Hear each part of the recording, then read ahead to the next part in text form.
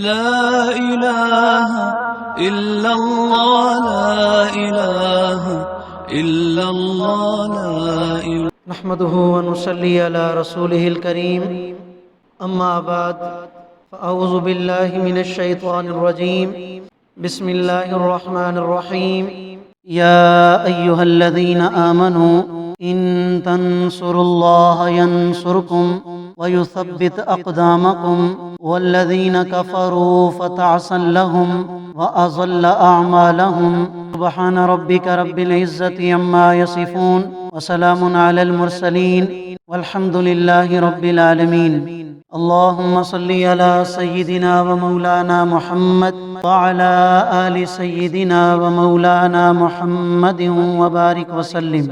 میرے انتہائی واجب الاحترام مسلمان بھائیوں، دوستوں، بزرگوں، سورہ محمد کی 2 آیات کریمہ آپ حضرات کے سامنے تلاوت کی ہیں۔ ان آیات کریمہ کا مفہوم یہ ہے کہ اللہ رب العالمین اہل ایمان کو خطاب فرما رہے ہیں، اے ایمان والو، میری مدد ہمیشہ تمہارے ساتھ ہوگی اور میں زندگی کے کسی موڑ پر تمہیں تنہا نہیں چھوڑوں گا بشرطے کہ تمہارے دلوں میں ایمان کا نور موجود ہو۔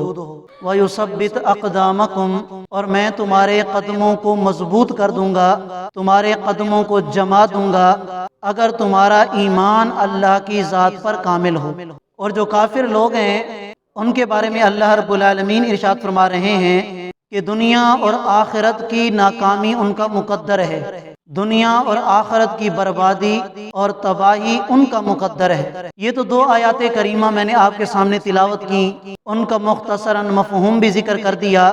اگر پورے قرآن کریم کا مطالعہ کیا جائے تو ہمیں یہ مفہوم بہت ساری آیات کریمہ سے حاصل ہوتا ہے کہ ہمیشہ سے اللہ کی مدد وہ صرف ان لوگوں کے ساتھ ہوتی ہے جن کا ایمان اللہ کی ذات پر ہوتا ہے۔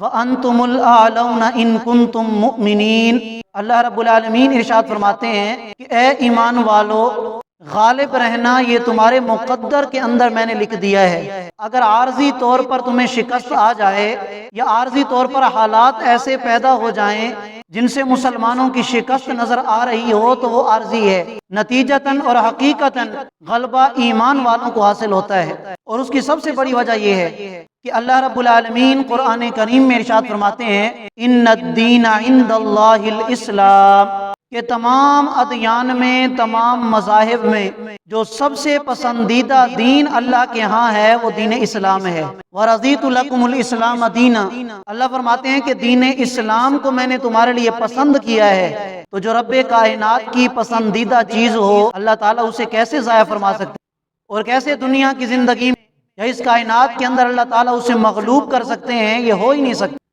تو غلبہ ہمیشہ اسلام کو ہوگا، غلبہ ہمیشہ مسلمانوں کو ہوگا، لیکن شرط یہ ہے کہ مسلمان ہو، ایمان کا نور اس کے دل میں موجود ہو، ایمان والی طاقت اور دولت اور جو نعمت اللہ نے عطا کی ہے وہ موجود ہوگی تو اللہ کی مدد بھی موجود ہوگی۔ اگر ایمان نہیں ہے، کفر کی ظلمت ہے، شرک کی ظلمت ہے، بدعات کی ظلمت ہے، گمراہی کی ظلمت ہے، تو پھر اللہ کی مدد بھی ہٹ جاتی ہے۔ آپ دیکھیں کہ حضرت موسیٰ علیہ السلام کے واقعات کو اللہ تعالیٰ نے بار بار قرآن میں بیان فرمایا ہے، اور بار بار بیان کرنے کا مقصد کیا ہے؟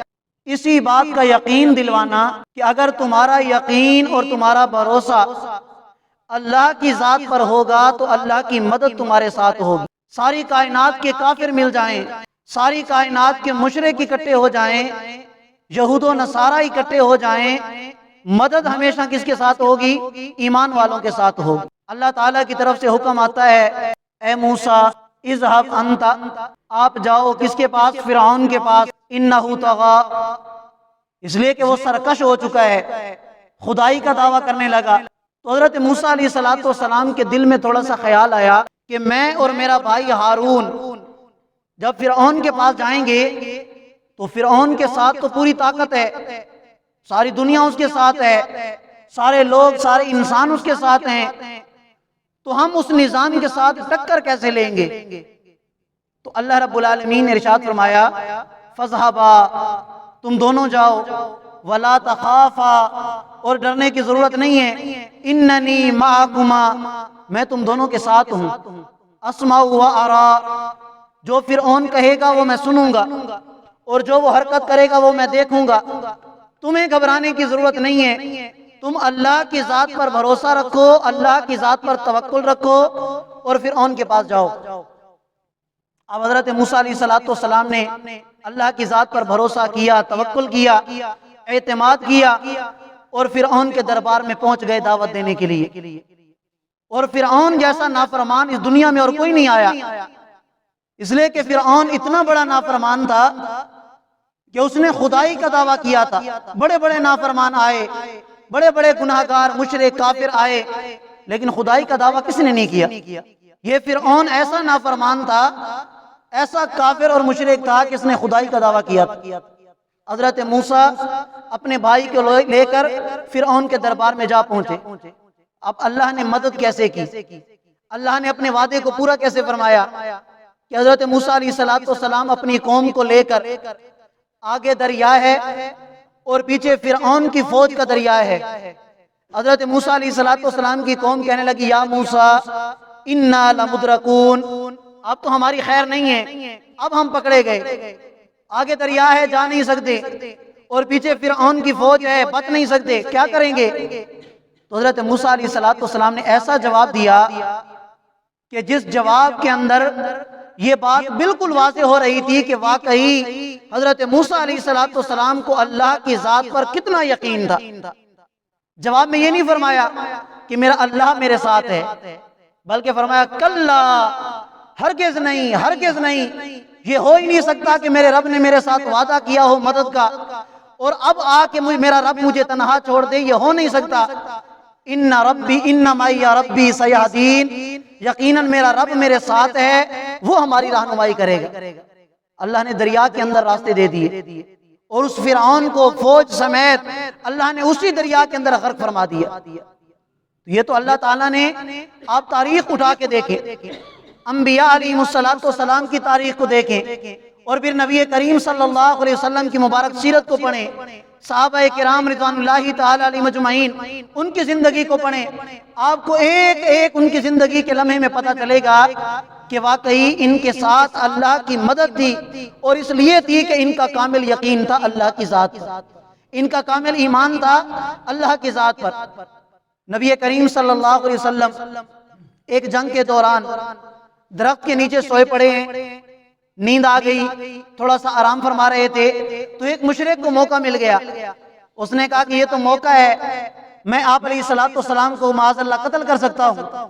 اس نے تلوار اٹھائی اور آپ علیہ السلام کے اوپر پہنچ گیا۔ اتنے میں آپ علیہ السلام بیدار ہو گئے تو یہ مشرک کہنے لگا من یمنعک منی یا محمد، اے محمد تمہیں مجھ سے کون بچائے گا؟ تو نبی کریم صلی اللہ علیہ وسلم مسکرائے، تبسم فرمایا اور فرمایا کہ میرا اللہ مجھے بچائے گا۔ اللہ کے نام کے اندر اتنی تاثیر تھی اور اللہ کے نام کے اندر اتنا روب تھا، اور اس مشرک پر اتنا روب پڑا کہ اس کے ہاتھ کانپنے لگ گئے اور تلوار زمین پہ گری۔ آپ علیہ السلام نے تلوار کو اٹھایا اور سوال کیا من یمنعک منی، اب تجھے مجھ سے کون بچائے گا؟ تو وہ کافر مشرک منتیں کرنے لگا، ترلے کرنے لگا کہ آپ تو بڑے کریم ہیں، میں نے آپ کے اخلاق کے بارے میں بڑا سنا ہے، آپ بڑے سخی ہیں، آپ مجھے معاف کر دیجیے۔ تو آپ علیہ السلام نے ارشاد فرمایا کہ آج تجھے بھی پتہ چل جائے گا کہ کس سخی سے تیرا پالا پڑا ہے، جو رحمت للعالمین بن کر بھیجا گیا ہے۔ آپ علیہ السلام نے فرمایا کہ جا میں نے تجھے معاف کر دیا۔ وہ مشرک کہنے لگا کہ ایسے نہیں، اب مجھے کلمہ بھی پڑھا دیجئے تاکہ میرا رب بھی مجھے معاف کر دے، کہ جس کے محبوب کو میں نے تکلیف دی وہ رب بھی مجھے معاف کر دے۔ تو آپ علیہ السلام نے اللہ کی ذات پر یقین کیا، اللہ کی ذات پر بھروسہ کیا، تو اللہ تعالیٰ نے نقد مدد فرما دی، اور اسی وقت اللہ تعالیٰ نے مدد کر کے دکھا دیا۔ تو قرآن کریم کی آیات ہوں یا آپ علیہ السلام کے مبارک ارشادات ہوں، صحابہ کرام رضوان اللہ تعالی علیہ مجمعین کی مبارک زندگی ہو، آپ کو نظر آئے گا کہ مدد ہمیشہ سے اللہ تعالیٰ ان لوگوں کی کرتے ہیں جن لوگوں کے دلوں میں ایمان کا نور موجود ہوتا ہے۔ جو ایمان سے خالی ہوں ان کے ساتھ اللہ کی مدد نہیں ہے۔ ان کے بارے میں تو اللہ کا قرآن ہمیں بتاتا ہے کہ حقیقتاً اور نتیجتاً بربادی انہی کا مقدر ہے، ناکامی انہی کا مقدر ہے، شکست انہی کے مقدر ہے۔ عارضی طور پر اگر مسلمانوں کو شکست ہو بھی جائے تو پھر نتیجتاً اللہ تعالیٰ فتح کس کو عطا فرماتے ہیں؟ مسلمانوں ہی کو عطا فرماتے ہیں۔ اور ایسی مدد کہ بے سر و سامانی کی حالت میں بھی صحابہ کرام کے واقعات کو پڑھیں تو پتہ چلے گا۔ بنو قریظہ کے یہودی تھے، انہوں نے اپنے آپ کو ایک قلعہ میں بند کر لیا اور اس نیت سے بند کر لیا کہ یہ مسلمان جہاں بھی جاتے ہیں کامیابی ان کے قدم چومتی ہے، یہ جس علاقے میں جاتے ہیں اس علاقے کو فتح کر لیتے ہیں، تو کہیں ایسا نہ ہو کہ یہ ہمارے قلعے تک پہنچ آئیں اور اس قلعے کو بھی فتح کر لیں۔ اور مسلمانوں کے دل میں یہ بات تھی کہ انہوں نے اتنے بڑے بڑے قلعے بنا رکھے ہیں، ہم ان تک نہیں پہنچ سکتے، لیکن اللہ کی ذات پر یقین تھا، بھروسہ تھا کہ اللہ ہماری مدد ضرور فرمائیں گے، ہمارا یقین ہے اللہ کی ذات پر۔ قرآن اس بات کا گواہ ہے، بنو قریظہ کے یہودی قلعے کے اندر بند تھے، معصور تھے، اپنے آپ کو انہوں نے چھپا کر بٹھایا ہوا تھا، اللہ نے اسی قلعے کے اندر ان کے دلوں میں رعب ڈال دیا، اور ایسا رعب ڈالا کہ خود ہی اپنے قلعے کو چھوڑ کر بھاگ گئے۔ اب مسلمانوں نے کچھ بھی نہیں کیا، اللہ نے بے سر و سامانی کی حالت میں، جبکہ مسلمانوں کے دلوں میں یہ تھا کہ ہم ان کا کچھ نہیں بگاڑ سکتے، یہ قلعے کے اندر بند ہیں، قلعے کتنی موٹی موٹی اور اونچی اونچی دیواریں ہیں، ہم ان کا کچھ نہیں بگاڑ سکتے۔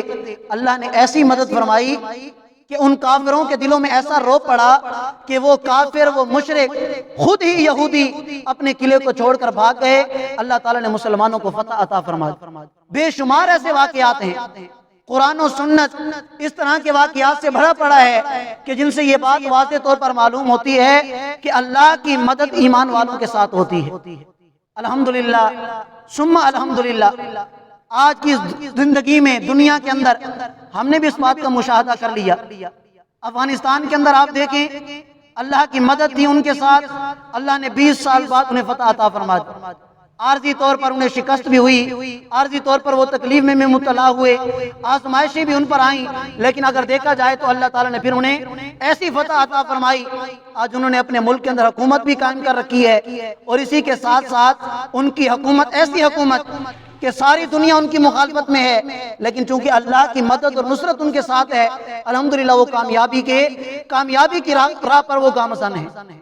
ہمارا یقین ہے اللہ کی ذات پر، اللہ کے قرآن پر، ہمارا ایمان اتنا مضبوط نہیں ہے اور نہ ہی ہمارا یقین اللہ کی ذات پر اتنا کامل ہے۔ ہم انتہائی کمزور لوگ ہیں، انتہائی کمزور مسلمان ہیں، لیکن اللہ کے قرآن پر ہمارا یقین ہے، اللہ کی کلام پر ہمارا یقین ہے، اللہ کے وعدوں پر ہمارا یقین ہے، اور اس یقین کو دیکھتے ہوئے قرآن کریم کی آیات، آپ علیہ السلام کی سیرت کے واقعات، صحابہ کی سیرت کے واقعات، ان تمام کو دیکھتے ہوئے ہمارا یقین ہے کہ اللہ تعالیٰ فلسطین کی بھی مدد ضرور فرمائیں گے۔ آج فلسطین کے مسلمان عارضی طور پر اسرائیل نے ان پر قبضہ کیا ہوا ہے، اسرائیل کے حامی ان پر چڑھ دوڑے ہیں، لیکن ہمارا یقین ہے اللہ کے قرآن پر، اللہ کی کلام پر کہ اللہ تعالیٰ فلسطین کی بھی مدد ضرور فرمائیں گے۔ یہ ہو نہیں سکتا کہ ان لوگوں کا ایمانی جذبہ کہ انہوں نے اللہ کے گھر بیت المقدس کی خاطر اپنی جانیں قربان کر دی، اپنی نسلوں کو انہوں نے ختم کر دیا، اپنے خاندان کے خاندان انہوں نے بیت المقدس پر قربان کر دیے، یہ کیسے ممکن ہے کہ وہ اللہ جو تمام خیرت کرنے والوں کا رب ہے وہ اللہ خیرت نہ کرے، اور وہ اللہ ان یہودیوں کے حامیوں کو دنیا اور آخرت میں عبرت کا نشان نہ بنائے۔ ہمارا یقین ہے انشاءاللہ، اور ہماری دعا بھی ہے۔ مفتی تقی عثمانی صاحب دامت برکاتہم گزشتہ جمعہ بھی آپ حضرات کے سامنے یہ بات ذکر کی تھی کہ ان حالات کے اندر ہمارے کرنے کے کیا کام ہیں۔ اب یہاں بیٹھے بیٹھے ہم کیا کر سکتے ہیں؟ نہ تو براہ راست ہم ان تک کوئی امداد پہنچا سکتے ہیں، نہ براہ راست وہاں جا کر ان کے ساتھ جہاد میں شرکت کر سکتے ہیں، اور نہ ہی ہم اتنے دلیر اور بہادر ہیں، اتنے بزدل ہیں، ہمیں پتہ ہے اپنے ایمان کا، اپنے کمزور ایمان، کمزور یقین کا، تو کم از کم اتنا تو کر سکتے ہیں کہ جس رب نے یہ ساری کائنات اور اسلام جیسی نعمت اور اخوت اور بھائی چارے والی نعمت ہم مسلمانوں کو عطا کی ہے، ہم اپنے بھائیوں کے لیے دعا تو کر سکتے ہیں۔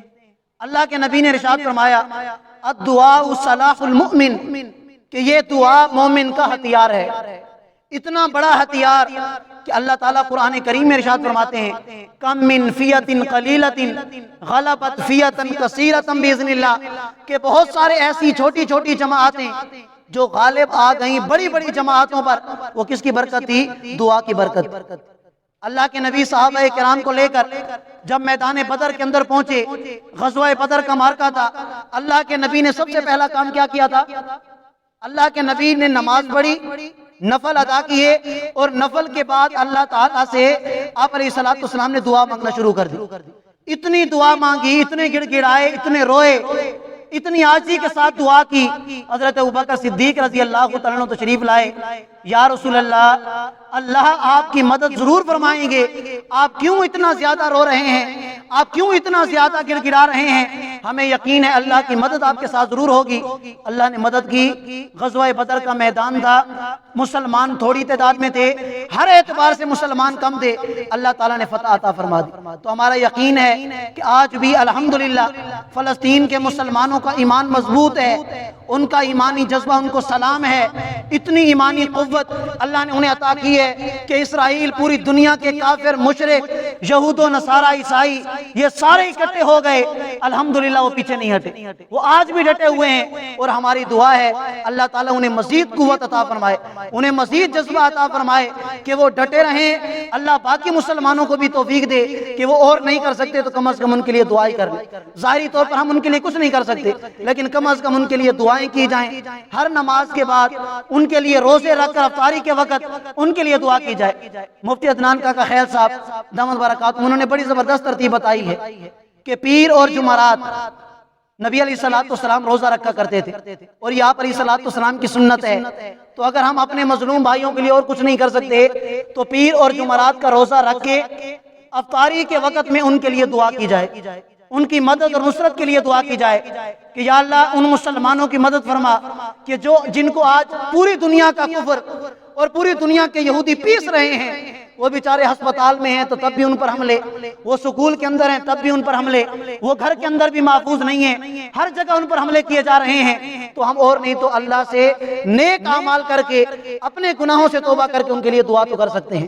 تو اللہ تعالی ہم سب مسلمانوں کو اس مشکل وقت کے اندر اپنے مظلوم فلسطینی بھائیوں کے لیے دعا کرنے کی بھی توفیق عطا فرما دیں، اور اپنے آپ کو بھی توبہ کرنے کی، اللہ کو راضی کرنے کی توفیق عطا فرما دیں۔ وآخر دعوانا ان الحمدللہ رب العالمین۔ جزاکم اللہ۔